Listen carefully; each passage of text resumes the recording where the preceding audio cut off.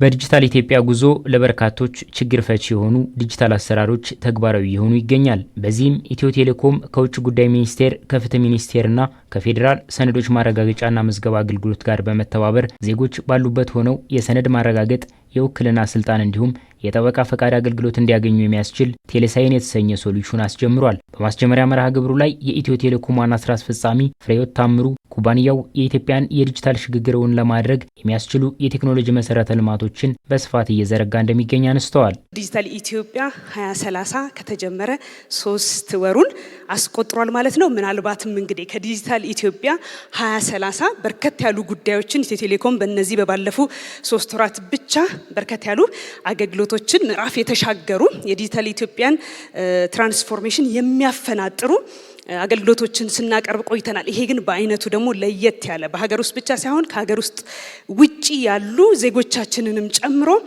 ሰርቭ የሚያደርግ በርካታ ችግሮችን የሚፈታ አገልግሎት ነው ማለት ነው ቴሌሳይን። ስለዚህ የዲጂታል ኢትዮጵያ ጉዟችን ግስጋሴ ተጠናክሮ ቀጥሏል ማለት ነው። ቴሌሳይን በዲጂታል መንገድ የዲያስፖራው ማህበረሰብም ሆነ በሀገር ውስጥ የሚገኙ ዜጎች በአካል ወይም በተቋማት ቢሮ ሳይገኙ የውክልና ስልጣን ለመስጠትም ሆነ ለማንሳት ያስችላል። ይህም የተቋማትና የዜጎችን ችግር የሚፈታ ሲሆን በድርጅቶች በኩል ለዜጎች የሚሰጠው አገልግሎት ቀልጣፋና ተደራሽ እንዲሁም ምቹ እንዲሆንም ያደርጋል። በሀገር ውስጥም ከሀገር ውጭ ያሉ ዜጎቻችን ይህን አገልግሎት እንዲያገኙ መሰረተ ልማት ወሳኝ ነው ማለት ነው።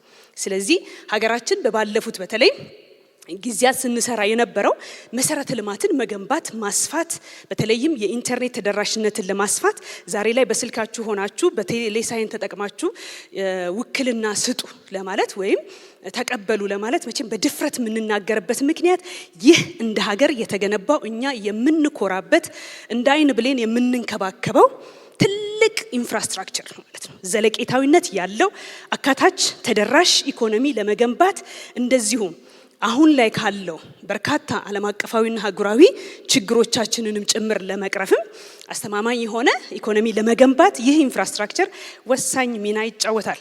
የውክልና አገልግሎትና የሰነድ ማረጋገጥ አሰራሩ ከብሔራዊ ዲጂታል መታወቂያ ጋር የተቀናጀ የማንነት ማረጋገጫ ስርዓትን የሚጠቀም በመሆኑ አስተማማኝነቱ የተረጋገጠ ነው። ተቋማቸው አገልግሎት አሰጣጡን ከጊዜ ወደ ጊዜ በማሻሻል ዜጎችን ተጠቃሚ እያደረገ መሆኑን ያነሱት የውጭ ጉዳይ ሚኒስትር ዴኤታ አምባሳደር ብርሃኑ ጸጋዬ ሚኒስቴሩ ከኢትዮ ቴሌኮም ጋር በመቀናጀት ያስጀመረው አሰራር ብሔራዊ ደህንነትንም የሚያረጋግጥ ነው ይላሉ።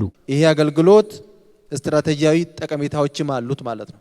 አንደኛው ዜጋ ተኮር ዲጂታል ስነ ምህዳር ያለው የመንግስት አገልግሎት አሰጣጥ ለዜጎች ምቹ፣ ተደራሽ እንዲሁም ደግሞ ፍትሃዊ እና ህጋዊ የሚሆን ስትራቴጂ ጠቀሜታ አለው።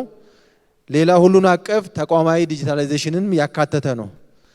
የወረቀት ስራን የሚያስቀር ቢሮክራሲን የሚቀንስ ብቻም ሳይሆን ካናካቴው የሚያጠፋ በዲጂታል አሰራር ውስጥ ከሰው ንክኪ ነፃ በማድረግ ቀልጣፋ አገልግሎትን የሚሰጥበት ሁኔታ እንዲሁም ደግሞ አሰራርን የሚያዘምን ከዚህ ባለፈም የዲጂታል ስርዓቱ የሰነድ ማጭበርበርን የሚያስቀር እንዲሁም በውጭ ጉዳይ በሰነዶች ማረጋገጫና በፍትህ ሚኒስቴር መካከል የተቀናጀ የመረጃ ፍሰት እንዲኖርም ያስችላል። ከፍትህም ከሰነዶች ማረጋገጫም ከሌሎች የመንግስት አካላትም ጋር የተናበበና ተቀናጀ ስለሆነ አገልግሎቱ ቅልጥፍናው ቤት ሆኖ የሚሰጥ እንደመሆኑ መጠን በጣም አስተማማኝ ነው።